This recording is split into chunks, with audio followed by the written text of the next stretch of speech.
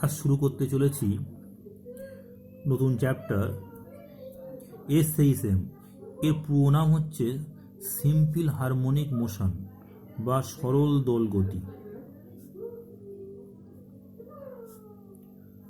তাহলে SHM simple harmonic motion বা সরল দোল গতি। তো দেখো, আমরা গতি তো অনেক রকম পড়েছি, তা এসএইচএম মোশনটা অ্যাকচুয়ালি কি সেগুলো বলার আগে একটু বলে রাখি যে ধরো এই হচ্ছে সান, এর চার সাইডে আর্থ বা পৃথিবী ঘুরছে। তা পৃথিবী ঘোরার সময় কিন্তু বারবার একই পথ পরিবহন করে। এই গতি কিন্তু এর নাম হচ্ছে পর্যাবৃত্ত গতি। পর্যাবৃত্ত গতি।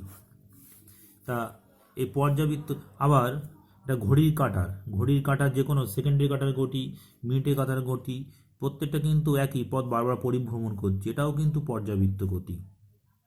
আবার কোন একটা কণা মনে করে এই যাচ্ছে এই আর বি বিন্দুর মাঝে, যেখান থেকে স্টার্ট যাত্রা শুরু করে এই গেল এই এলো আবার এই যাচ্ছে, বারবার এ আর বির মধ্যে কিন্তু বারবার যাতায়াত করছে, এটাও কিন্তু পর্যাবৃত্ত গতি।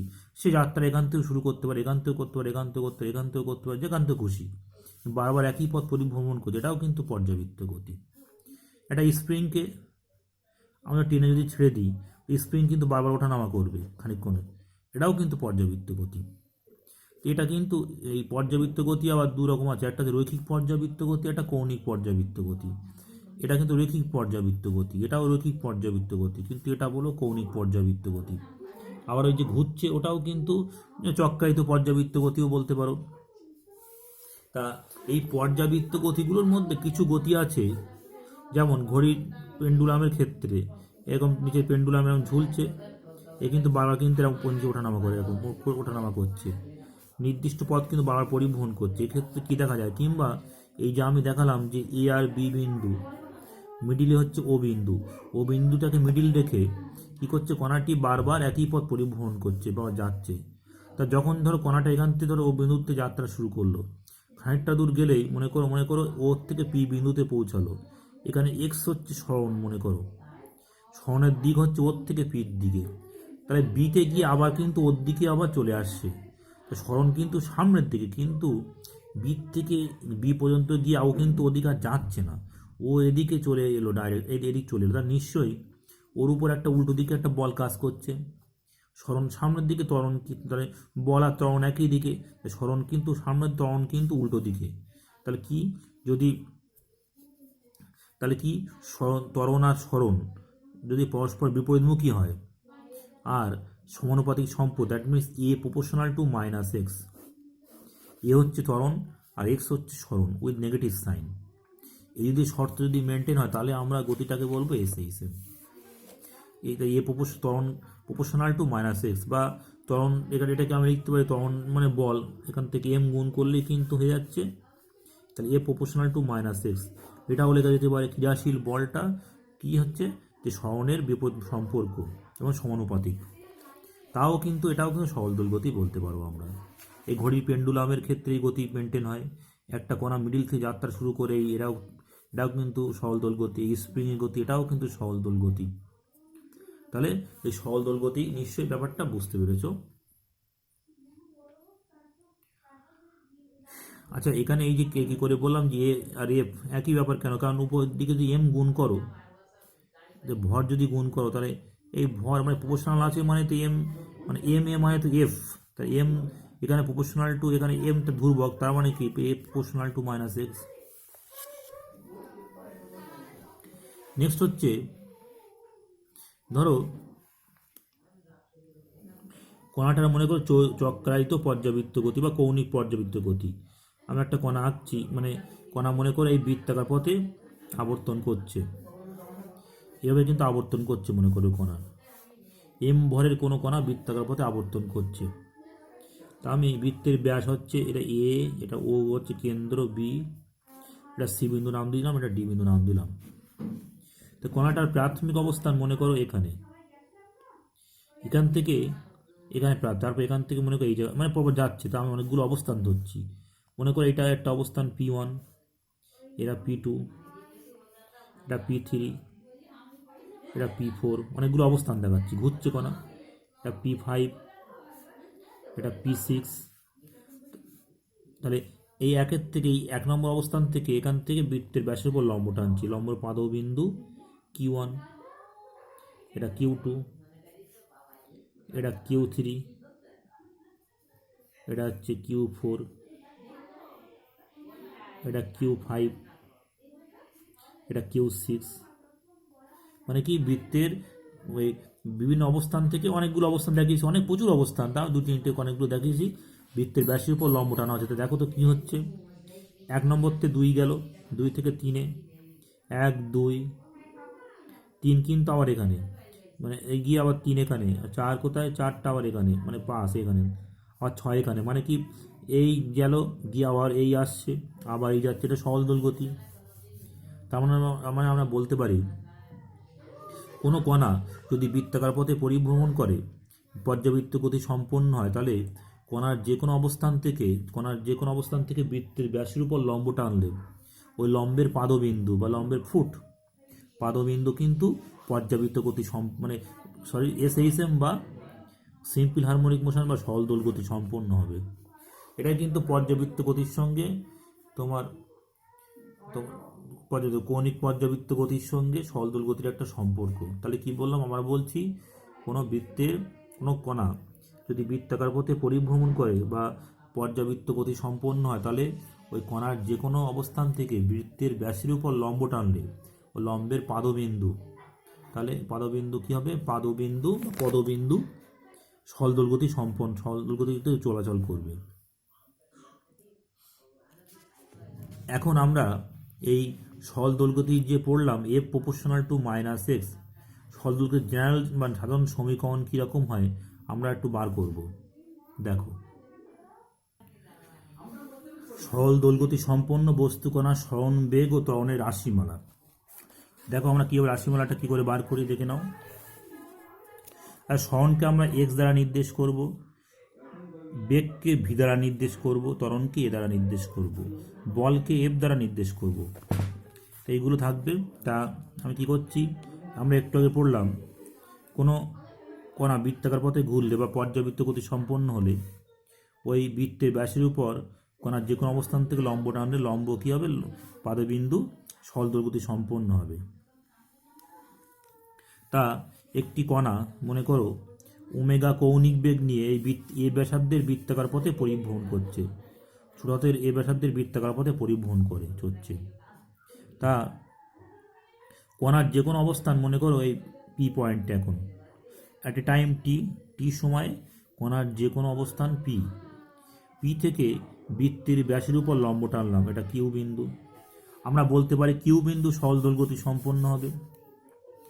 আর এই সময় পি যদি হয় তাহলে এই কোণটা থিটা, আর থিটা সমান লিখতে হবে ওমেগা টি, বা লিখতে হবে ওমেগা সমান থিটা বাই টি, আমরা পড়েছি। এটা থিটা হলে এটাও থিটা হবে। তাহলে কণার সরণ কত হচ্ছে, ও পয়েন্ট থেকে সরণ হচ্ছে এক্স। তাহলে যদি আমরা ত্রিভুজ ওপি কিউ থেকে কি পাচ্ছি, ওপি কিউ থেকে পাই,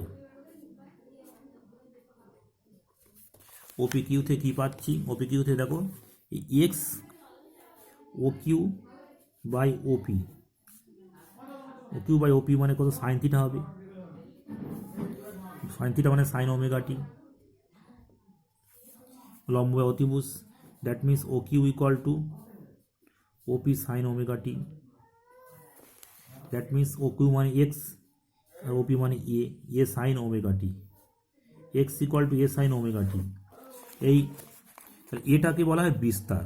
সর্বাধিক মানে ও বিন্দু থেকে সাম্যাবস্থানতে সর্বাধিক যে দূরত্ব যাবে সেটাই হচ্ছে বিস্তার, x equal to a sine omega t. এটাই কিন্তু সরল দোল গতি সম্পন্ন বস্তুকণার সরণের রাশিমালা, x equal to a sine omega t. যদি আমরা এই কোণটা ধরতাম বৃত্তের কেন্দ্রের সঙ্গে, সেক্ষেত্রে কিন্তু কজ হতো, এক্স ইকুয়াল টু, সেক্ষেত্রে হতো x equal to a cos omega t. তাহলে সাইন বা কোসাইন এটাই কিন্তু সরল দোল গতিকে নির্দেশ করে, x equal to a sine omega t, x equal to a cos omega t. যদি এই আমরা কোণটাকে ধরার উপর ডিপেন্ড করে x equal to a sine omega t তো বললাম আমরা, x equal to a sine omega t. তা আমরা যদি বলি যে পি পয়েন্ট এখান না ধরে এই পয়েন্টে যদি ধরি পি পয়েন্ট, তা এখান থেকে এই পয়েন্টে মনে করো পি ওয়ান থেকে পি টুতে গিয়েছে, সেক্ষেত্রে মোট কোণ টি টাইমে মোট কোণটাকে আমরা থিটা যদি ধরি, আর ইনিশিয়াল অ্যাঙ্গেল যদি ই ধরি, তাহলে এই কোণটা কত হবে থিটা মাইনাস ই। মানে এই পয়েন্ট এর সরলরেখার সাপেক্ষে কোণ হচ্ছে ই কোণ, তাহলে এই থিটা মাইনাস ই হবে। তো এক্ষেত্রে লিখতে পারবো কি x equal to a sine omega t minus e. এই ইটাকে বলা হয় ইপক বা প্রারম্ভিক দশাকোণ, ইপিও সি, ইপক বা প্রারম্ভিক দশাকোণ। অনেক সময় ই বা আলফা দ্বারা নির্দেশ করা হয়। তাই প্লাস সাধারণত কী আছে x equal to a sine omega t plus minus alpha. এই আলফা কোণটা হচ্ছে প্রারম্ভিক দশাকোণ, আলফাটাকে বলা হয় প্রারম্ভিক দশাকোণ। তা নিশ্চয় বুঝতে, দশা বলতে আমরা সরলদৈর্ঘ্য সম্পন্ন বস্তুকণা দশা বলতে ওই সময়ে সরণ বেগ ত্বরণ ইত্যাদি রাশিমালাকে মানে সরণ বেগ ত্বরণ প্রত্যেকটার মানে সামগ্রিক অবস্থাকে, তো ওর উপর ক্রিয়াশীল বল, এই সামগ্রিক অবস্থাকে আমরা দশা বলে থাকি আমরা। তাহলে সরণের ব্যাপারটা বুঝতে পারলে এবার হচ্ছে বেগ বার করব। তা আমরা পেয়েছি x equal to a sine omega t. উভয় পক্ষকে আমরা টি এর সাপেক্ষে অবকলন করছি, একটু ডিএক্স ডিটি সমান কত হবে ডি ডিটি এ সাইন ওমেগা টি। ডিএক্স মানে এটা ভি, এটা ধ্রুবক। সাইন ওমেগা টি হবে কজ ওমেগা টি, ওমেগা টির জন্য আমরা omega into 1, that means omega a cos omega t. এখান থেকে সাইন ওমেগা টির মানটা বার করে নিই, সাইন ওমেগা টি হচ্ছে এক্স বাই এ। তাহলে লিখতে হয় omega a cos omega t মানে 1 minus root over 1 minus sine square omega t, that means omega a root over 1 minus x square by square. এই যে দেখো সাইন ওমেগা টি মানে x by এ, এটা calculation করলে কী পাওয়া যাচ্ছে omega a by a root over of x square minus x square, that means omega কেটে গেল, তাহলে ভি সমান omega root over a square minus x square. এটাই কিন্তু বেগের রাশিমালা, ভি সমান omega root over x square minus x square, এটা কিন্তু বেগের রাশিমালা।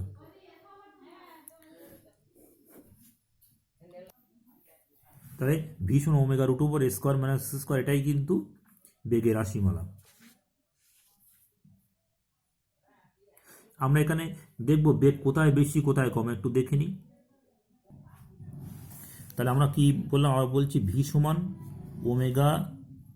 Omega into omega root over x square minus x square. তা দেখো এই যে ছবিটা আমি এঁকেছিলাম সরলদৈর্ঘ্য, এখানে মিডিলে ও বিন্দু, এখানে মাইনাসে, এই সাইডটা প্লাসে, টোটাল তো 2a, মানে এদিক থেকে এ দূরত্ব, এদিক থেকে এ দূরত্ব। তাহলে যদি এক্সের মানটা যদি প্লাস মাইনাস এ বসায়, তাহলে সেক্ষেত্রে ভীষণ কত হবে দেখে নাও, omega root over a square minus এটাও এ স্কোয়ার হবে, that means omega into 0, that means 0। আর দুই প্রান্তে কিন্তু বেগের মান 0। আর মিডিলের ক্ষেত্রে এক্স ইকুয়াল টু 0, সেক্ষেত্রে ভি কত হবে omega root over a square minus 0 square, মানে ওমেগা ইন্টু এ।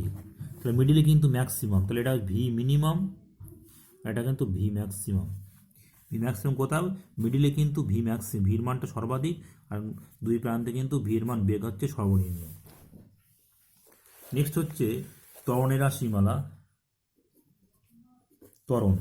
ত্বরণ ক্ষেত্রে আমরা একটু আগে পেলাম এক্স ইকুয়াল টু, মানে ছিল x equal to a sine omega t.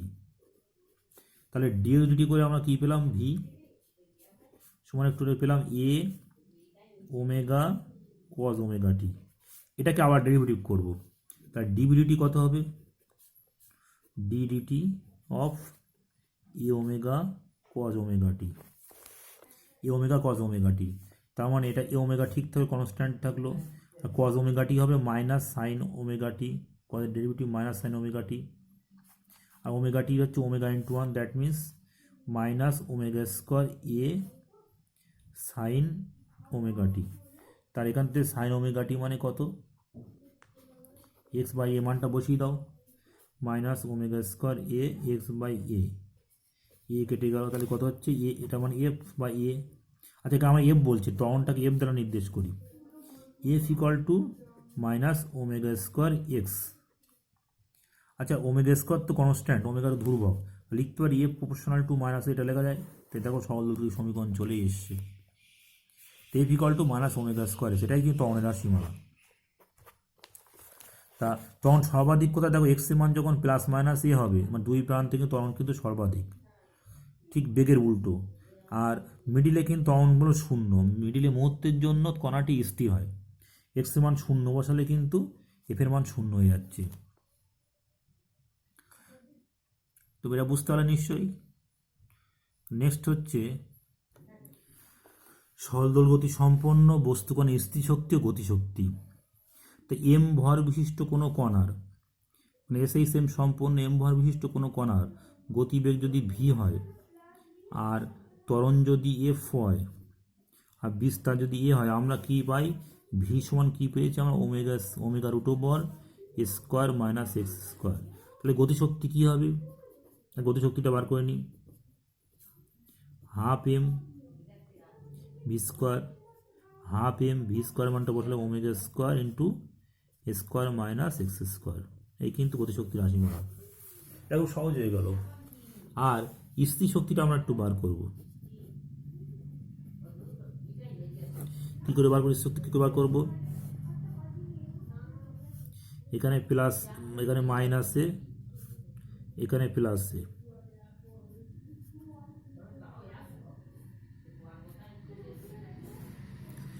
তা দেখো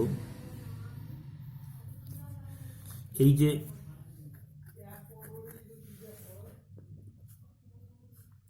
স্থিতিশক্তি রাশিমালাটা, এই যে এখান থেকে কণার সরণ হচ্ছে এক্স মনে করো, তা মিডিলে সরণ শূন্য, এখানে বল কিন্তু এখানে শূন্য, তার এখানে বল কত হবে, f equal to m omega square into x, f equal to m omega, ছোটো হাতের এফ ইকুয়াল টু ছিল ওমেগা স্কোয়ার এক্স, আমরা মাইনাসটা চিহ্নটা বাদ দিচ্ছি, তাহলে f equal to m a, m into f, তাহলে এম এফ হলে তাহলে এম ওমেগা স্কোয়ার এক্স হবে। এখানে জিরো বল, এখানে বল কিন্তু এম ওমেগা স্কোয়ার এক্স, তাহলে আমরা বলতে পারি গড় বল কত, এখানে গড় বল বার করে নিই, গড় বল হচ্ছে 0 plus x by 2, that means half m omega square into x.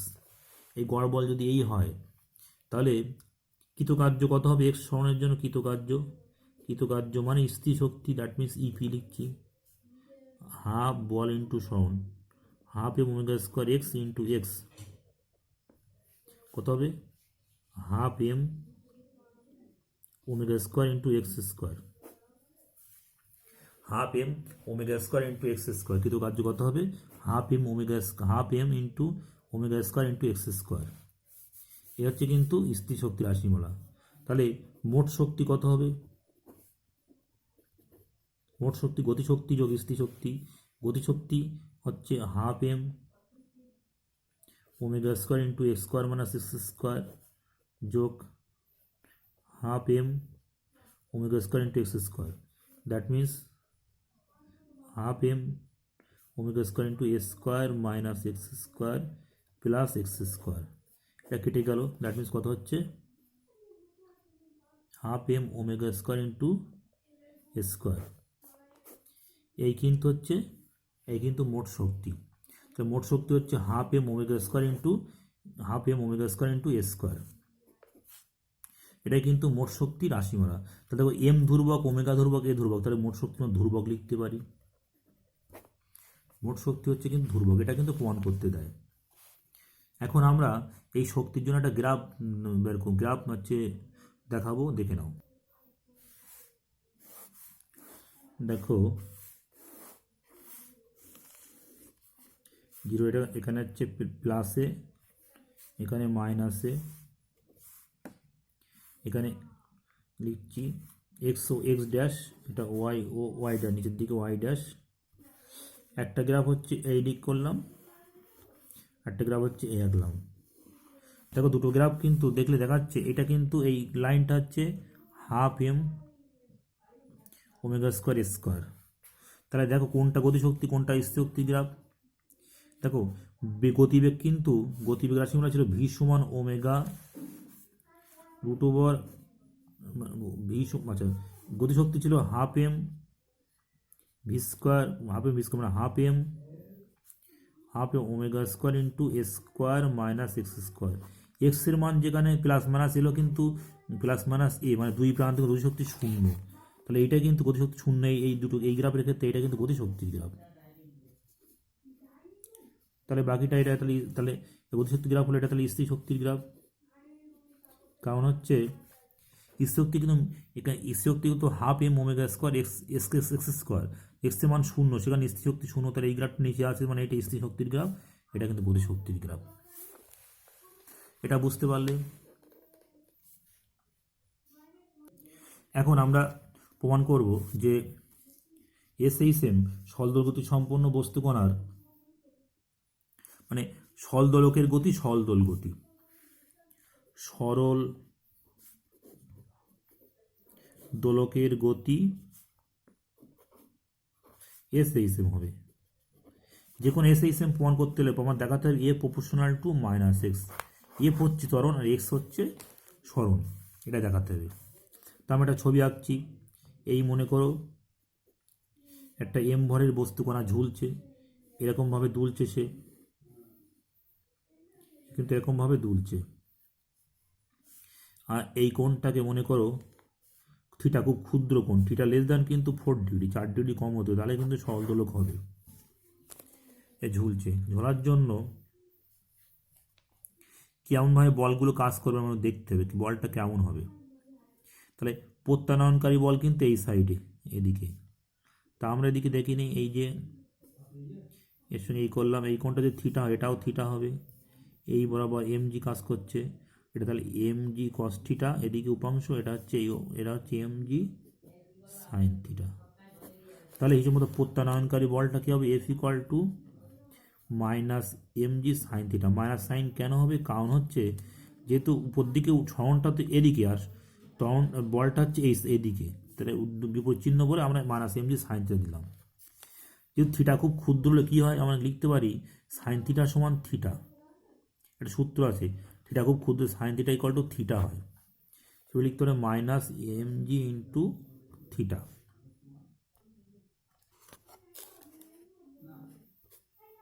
তা এফ ইকুয়াল টু পেলাম কি minus m g into theta. তা ছবিটা আবার একটু এঁকে দেখাচ্ছি, এই দেখো এই সাইডটা আঁকলাম, থিটা এইটা এফ ছিল এটা, আর এদিকে একটা। তাহলে এই এবার কোন সমান কী হয়, চাপ বাই ব্যাসার্ধ, যে ব্যাসার্ধ বলতে সলদোলকের কার্যকর দৈর্ঘ্য এল, আর এই সরণটাকে যদি এক্স ধরি, তাহলে চাপটাকে যদি এক্স ধরি তাহলে এক্স বাই এল হবে, minus m g into x by l. দেখো এম ধ্রুবক, জি ধ্রুবক, এল ধ্রুবক, তা লিখতে পারি, আর এফ ইকুয়াল টু লিখতে, f equal to m into f লিখতে, ছোটো হাতের এফ লিখতে পারি, এম এ উভয় দিক থেকে কেটে গেল, তাহলে এফ প্রপোর্শনাল টু কিন্তু মাইনাস এক্স হচ্ছে, F proportional to minus x, তার মানে কি এটা হচ্ছে সলদোল গতির শর্ত, তাহলে বলা যাবে সলদোলকের গতি সলদোল গতি। বুঝতে পেরেছো নিশ্চয়ই। এখন আমরা এটা করতে চলে, সেটা হচ্ছে দুটি সলদোল গতি সম্পূর্ণ দুটি বস্তু কণার হচ্ছে যোগ, মানে উপরি মানে পর দুটি সলদোল গতি হচ্ছে একই দশায় আর বিপরীত দশায় যদি যায়, তাহলে সেক্ষেত্রে লব্ধি কী হবে।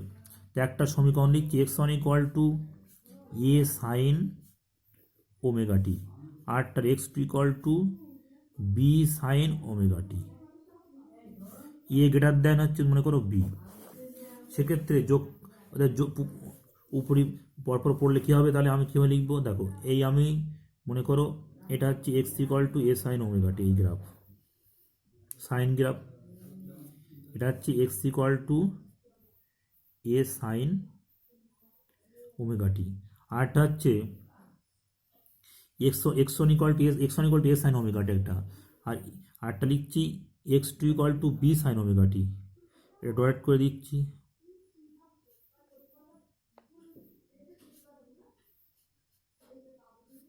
এটা মনে করো x two equal to b sine omega t. তাহলে যদি যোগ করা হয় তাহলে কী হবে, এইটা এ, এইটা এ, আর এটা হচ্ছে বি। তাহলে এ আর বি যোগ হলে তাহলে এর সঙ্গে বি খানিকটা বি পার্ট যোগ করি, নিচের দিকে খানিকটা অংশ যোগ করি, এখানে যোগ করলে আলটিমেট দাঁড়াবে কিন্তু এই কিন্তু লব্ধি বলো, তো লব্ধি কিন্তু এরকমই হবে। এটা হবে এক্স যদি হয় x equal to a plus b sine omega t. এটা কিন্তু লব্ধি পুরোটা আঁকলাম, বুঝতে পেরেছিল নিশ্চয়ই। আর এদের বিয়োগফলটা যদি বিপরীত দশা আবহিত হয় তাহলে এটা নিজে করবে যে বিপরীত দশা আবহিত হলে ওরা কেমনভাবে ওরা থাকবে। তাহলে এই চ্যাপ্টারে এইগুলো আছে মোটামুটি, আরও একটু দেখবে কোথায় কি আছে।